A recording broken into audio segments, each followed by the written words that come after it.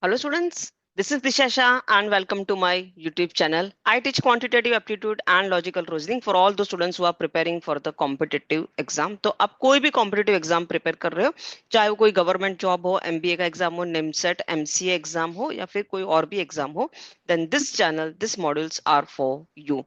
In this today's class, we are going to discuss a very important topic of advanced math, and the name of the topic is relation and function.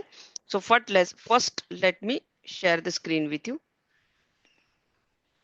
Okay, so this particular topic, relation and function, this we have divided into 5 different classes. In the first module, that is a today's module, we will learn about the Cartesian product, domain, codomain, and range. Okay, so let's start with the topic relation and function. Okay पहले तो इस video को यहाँ post करें और इसमें जितने भी फॉर्मूला लिखे हैं इस पर्टिकुलर स्लाइड पे please write down all the formula. Video को पोस्ट करें and write down all the formula. Okay चलिए now let's start with the topic. First of all, we will understand what is an ordered pair and what is unordered pair, and then we will understand the various terms like what is relation, in the relation what is domain, codomain, image, pre-image, range, and all those things. Okay, so first of all, let's understand what is an ordered pair and what is an unordered pair. Now, a set of ordered pair is a pair of components that appear in a specific sequence and are wrapped in brackets. एक example लेते हैं. Suppose a set A has the elements 1, 2, 3. Now here the order of the element does not matter. मतलब अगर आप इस set A को ऐसे भी लिख सकते हो, order आप आगे पीछे कर सकते हो element का. ठीक है, so this is an example of unordered pair. ठीक है, because here the order of the elements does not matter, arrangement of the elements does not matter. But suppose if I want to write the coordinate of a point P. Suppose the coordinate of the point P is 3, 4. So here 3 represents the x coordinate and 4 represents the y coordinate. इसका order matter करता है. If the coordinates of the point is 3, 4, तो उसको मैं 4, 3 नहीं लिख सकती because this is totally a different coordinate. Here x coordinate is 4 and y coordinate is 3. So coordinate 3, 4 and coordinate 4, 3 are two different coordinates. So this is an example of an ordered pair wherein the arrangement of the element, it also matters. Okay, so what is an ordered pair? So it is a pair of components that appears in a specific sequence of the element matters and are wrapped in brackets. Okay, now if A and B are two elements, then A comma B and B comma A are two distinct pairings. Okay, so A comma B, in case of an ordered pair, A comma B is not equal to B comma A. The first element in an ordered pair is referred as the first element. इसको हम बोलेंगे first element, and this is called as second element. ठीक है, चलिए. For an example, coordinates of point A, which is 3, 4. Here 3 represents the x coordinate and 4 represents the y coordinate. 3 का 4 का आप 4 का 3 नहीं कर सकते. Okay, let's take one example. If x minus 2, y minus 5 is equal to 2 by 7, तो हमें यहाँ से अगर x की वैल्यू निकालनी है तो क्या होगी? So this is, here I can say कि x minus 2 is equal to 2 and y minus 5 is equal to 7. So x minus 2 is equal to 2, so x is equal to 4, and y minus 5 is equal to 7, so y is equal to 12. ठीक है, तो आपको ये ordered and unordered pair के बीच का difference समझ में आया होगा. Now let's understand what is Cartesian product of set. तो जिस तरह से अगर दो नंबर है 2 and 3, उनका multiplication is possible, which is 6. If there are two variables a and b, the multiplication is possible, which is ab. Similarly, we can multiply even the sets. Okay, और उस set के उस multiplication को कहा जाता है Cartesian product of set. For an example, there are two set a and b and both are non-empty set. Then all ordered pair, we can write in the form of x comma y, wherein x belongs to set A and y belongs to set B, is called the Cartesian product of A and B. And how do we write this? This can be written as, ऐसे लिखा जाता है, इस तरह से लिखा जाता है, हालांकि उसको ए क्रॉस भी नहीं बोलेंगे और ए मल्टीप्लाई भी नहीं बोलेंगे, इसको हम बोलेंगे ए कार्टेशियन प्रोडक्ट बी. क्या बोला जाएगा? A Cartesian product B. So A Cartesian product B is nothing but the set of elements x comma y wherein x belongs to A and y belongs to B.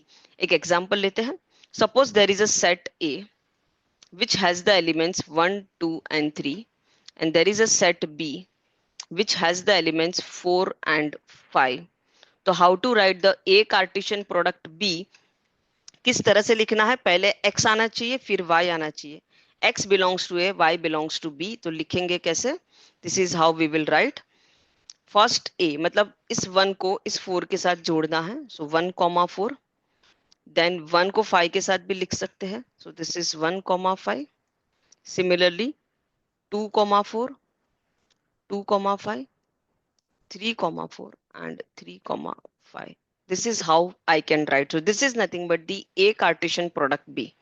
हाँ, अगर आपको कोई पूछे what is B Cartesian product A, तो उसके लिए उल्टा करना है. बी कार्टेशियन प्रोडक्ट ए में पहले बी के एलिमेंट्स लिखेंगे, then we have to write the elements of A. तो उसको हम ऐसे लिख सकते हैं 4, 1,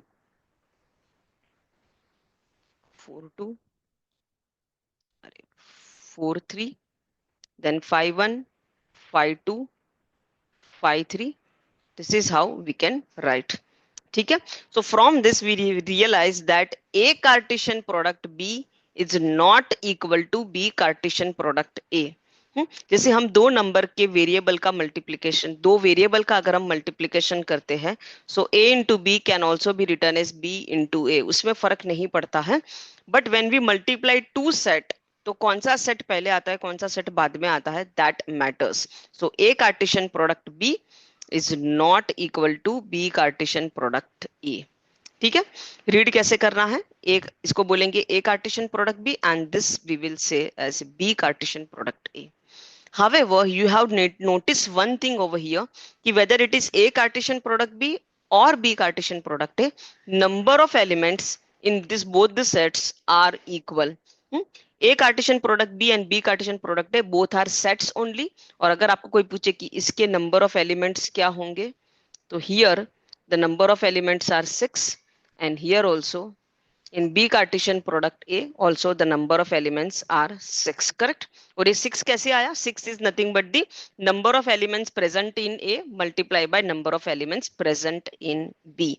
So from this I can say कि if number of elements in set A has 3, number of elements in set B is 2, then number of elements in A Cartesian product B and number of elements in B Cartesian product A can be written as number of elements in A into number of elements in B, that is equal to 6. Perfect. In short, अगर हमें set A पता है, set B पता है, तो set Cartesian product A and B का हमें number of elements मिल सकता है. ठीक है. एक चीज और भी गौर करने वाली है कि अगर इन दोनों सेट में से अगर एक सेट नल सेट हुआ, तो फिर A कार्टेशियन प्रोडक्ट B या B कार्टेशियन प्रोडक्ट A भी एक नल सेट ही होगा. ये सॉल्व. ठीक है. चलिए, now let's understand what is relation. Relation, इस टॉपिक का नाम रिलेशन है, तो रिलेशन समझना बहुत जरूरी है. ठीक है. नाउ मान लेते हैं कि एक सेट A है जिसके पास एलिमेंट्स है 1, 2, 3, 4 and there is set B which has the elements from 1 to 10. So if I ask you how many elements are present in A Cartesian product B, then that answer is 4 into 10, that is equal to 40. 40 elements होंगे A Cartesian product B में. ठीक है. लेकिन relation ये कहता है कि ये बिल्कुल जरूरी नहीं है कि सेट A के सारे एलिमेंट का सेट B से रिलेशन हो. 40 जो रिलेशन बन रहे हैं, यहां पर हमने माना है कि 1 का रिलेशन 1 के साथ है, 1 is relation with 2, 1 is relation with 3, with 4, with 5, with 6, सबके साथ उसका रिलेशन है. सॉरी, सबके साथ उसका मैप रिलेशन है. बट रिलेशन वैसा नहीं होता. हो सकता है 1 का रिलेशन इन 10 में से किसी के साथ हो, किसी के साथ ना हो। जैसे कि एक एग्जांपल लेते हैं, हमारे फैमिली में मान लो कि एक फैमिली है where in there are 4 members and there is family B where in there are 10 members. So the total possible जो कार्टेशियन प्रोडक्ट बनेंगे वो बनेंगे 40। बट जरूरी तो नहीं है कि ये 1 का रिलेशन सबके साथ हो। ये बिल्कुल जरूरी नहीं है कि 1 को सबके साथ जमता हो सकता है 1 को 1 के साथ ना जम रहा हो, 1 को 2 के साथ ना जम रहा हो, 1 को जम रहा है सिर्फ 3 के साथ, 1 की मैपिंग सिर्फ 3 के साथ हुई है, 2 की मैपिंग सिर्फ 5 के साथ, 3 की मैपिंग सिर्फ 7 के साथ, 4 की मैपिंग सिर्फ 9 के साथ, ये भी तो पॉसिबल है। So this is called as the relation, this is called as the relation. ठीक है। सो और ये रिलेशन होगा ना, ये कुछ तो तरीके से उन्होंने डिफाइन किया होगा। जैसे कि आप यहाँ पर देख रहे हो कि ये सेट ए को अगर हम मान ले कि elements which are there in set A is x and elements which are there in set B is in the form of 2x plus 1। तो set A का set B से relation क्या है? It is of the form 2x plus 1।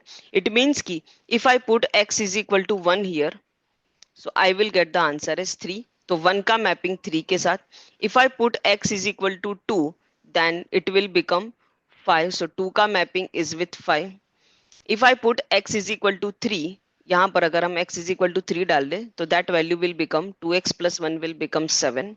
and if I put x is equal to 4 then it will become 9। ऐसा है कुछ। suppose ये x है and this is 2x plus 1। x की वैल्यू तो ये है 1 2 3 4, 1 2 3 4।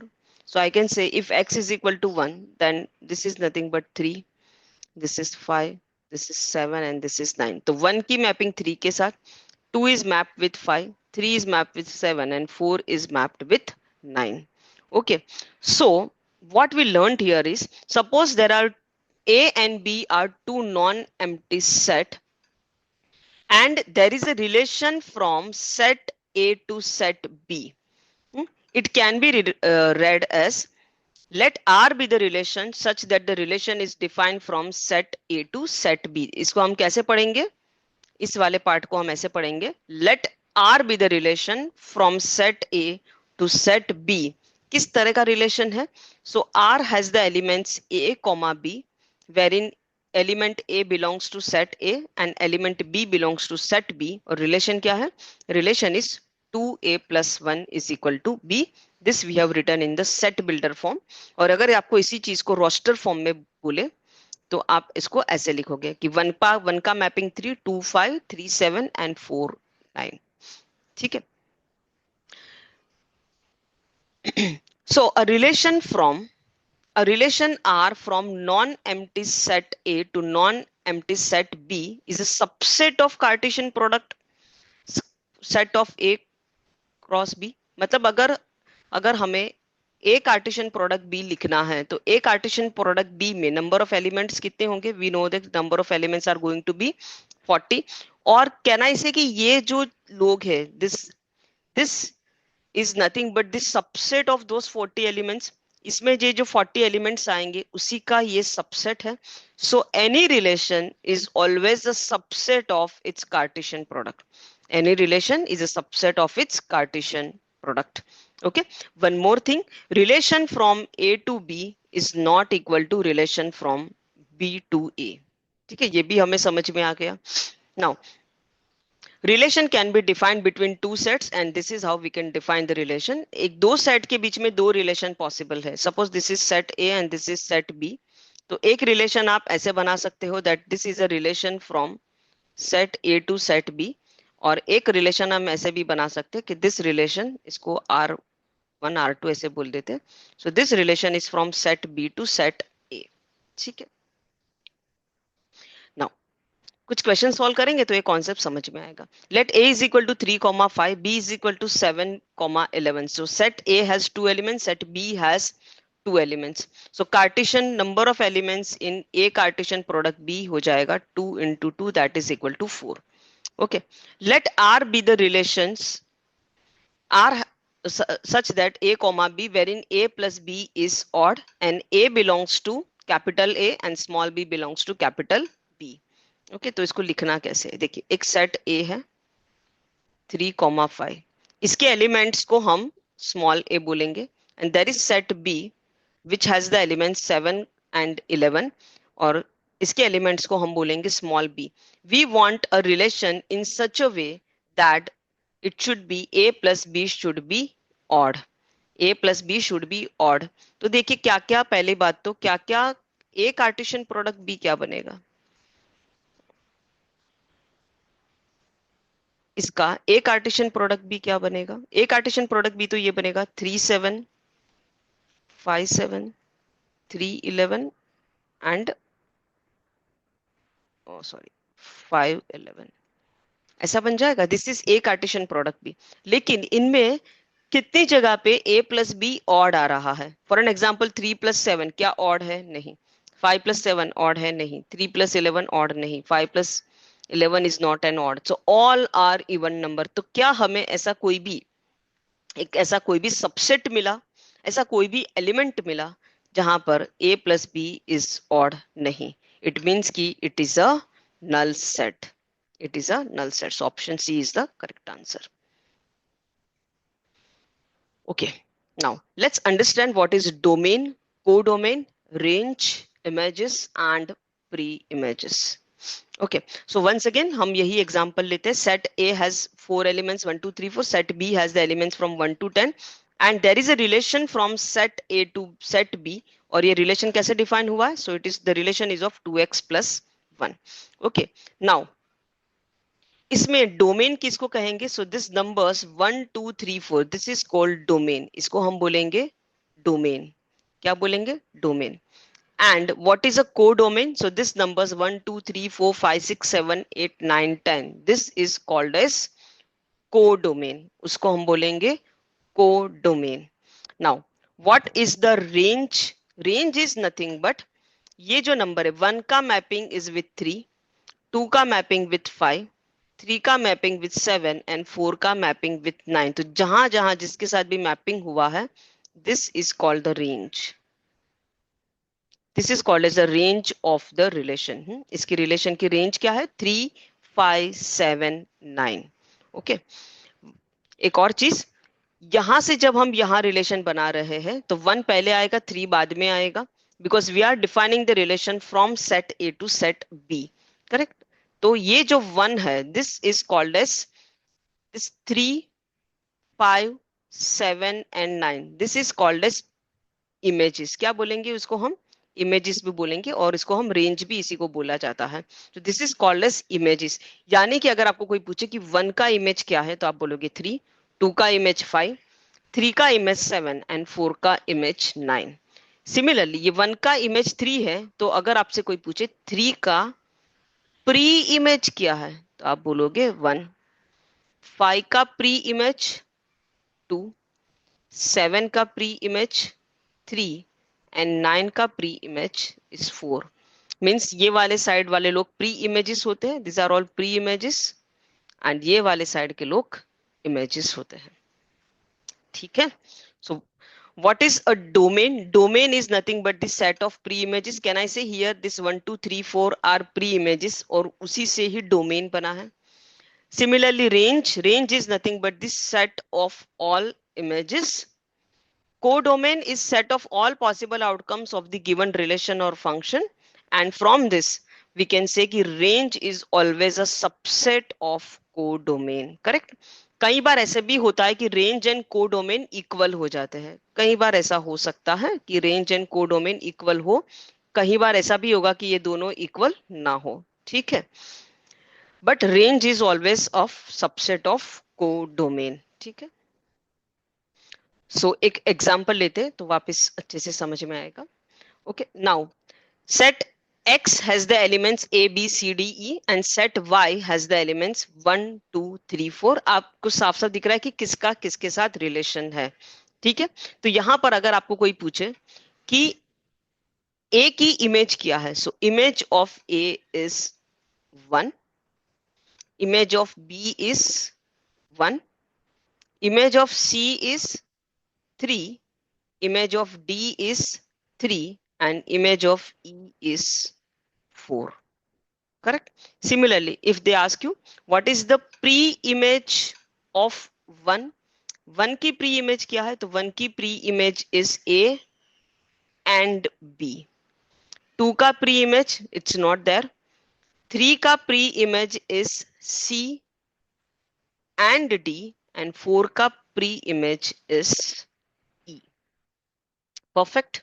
Next, what is the domain here? So domain of relation can be written like this: DR. D stands for domain and R stands for relation. So what is the domain of this relation? Domain means this part is the domain. So A, B, C, D, E, this is the domain.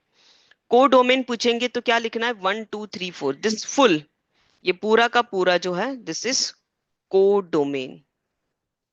So codomain is nothing but set y. ठीक है, domain is set x and codomain here is set y. तो पूरा set y लिख देना है, that is the codomain which is 1, 2, 3, 4. हाँ, अगर आपको कोई पूछे रेंज, तो मैपिंग तो सिर्फ 1 और 3 की हुई है, सो रेंज में आ जाएगा r. Range can be written as R R. Here this r stands for range and the small r stands for relation. So range is 1, 3, 4. Sorry, 4 भी है, 2 को छोड़ के बाकी सबकी मैपिंग हुई है. So range of the relation is 1, 3, 4. Correct.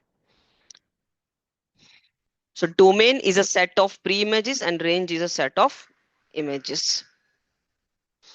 चलिए, consider a relation R such that R is defined from set A to B, wherein A has the elements -1, 1, 0, 2, and B has the elements 0, 1, 2, 3, 4, and R is a relation of the form A comma B, wherein A belongs to set A, B belongs to set B, and A square is equal to B.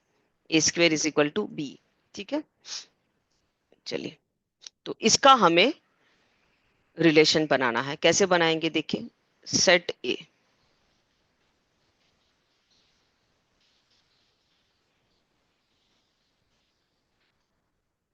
and this is set B.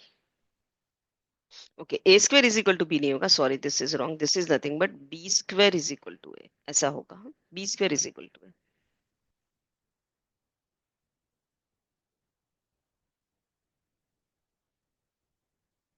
Okay, इस तरह से है. Now what is the relation? Relation is from set A to set B. और ये relation कैसे है? Relation कैसा है? So this is of the form b square is equal to a. ठीक है, मतलब ये जो है सेट बी के एलिमेंट्स जो है वो बनने चाहिए सेट ए के स्क्वायर के बरोबर. ठीक है, सो -1 का स्क्वायर, -1 का स्क्वायर क्या होगा? 1. -1 का स्क्वायर 1 हो जाएगा.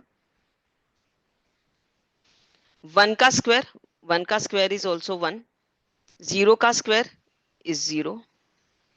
2 का स्क्वायर इज 4. ठीक है, इस तरह से बन जाएगा. सो -1 का स्क्वायर 1, 1 का स्क्वायर 1, 2 का स्क्वायर 4, 0 का स्क्वायर 0. ठीक है, तो अगर आपको कोई पूछे कि इसका डोमेन क्या है, what is the domain of the relation, तो this part is domain. So domain can be written as -1, 0, 1, 2. Correct, this is the domain.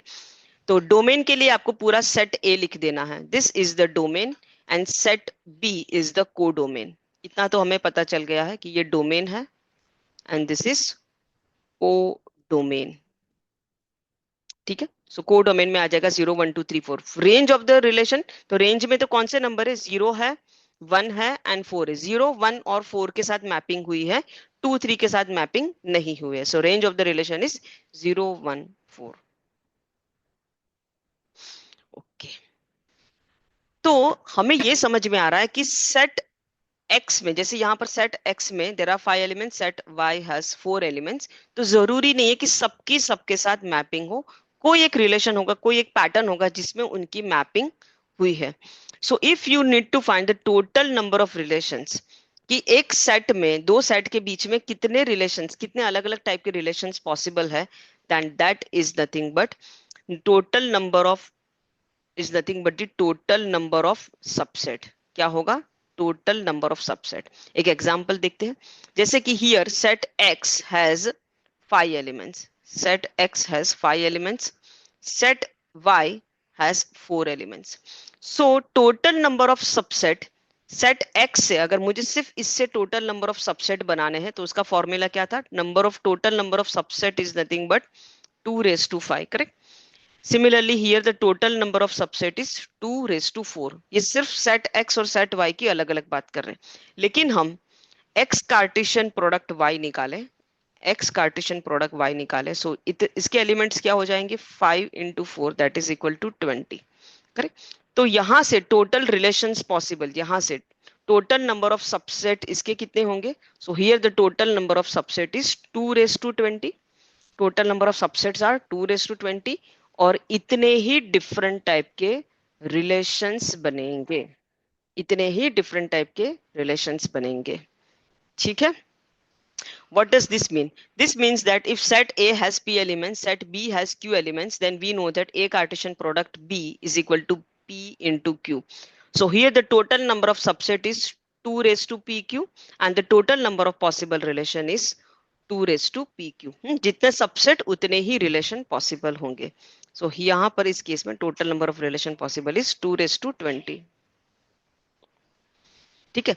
So with this we are through with the today's session, and in this video we learned about the concept of the topic relation. ठीक है। So in the next video we will learn about the types of relation. ठीक है। So till then keep on practicing math.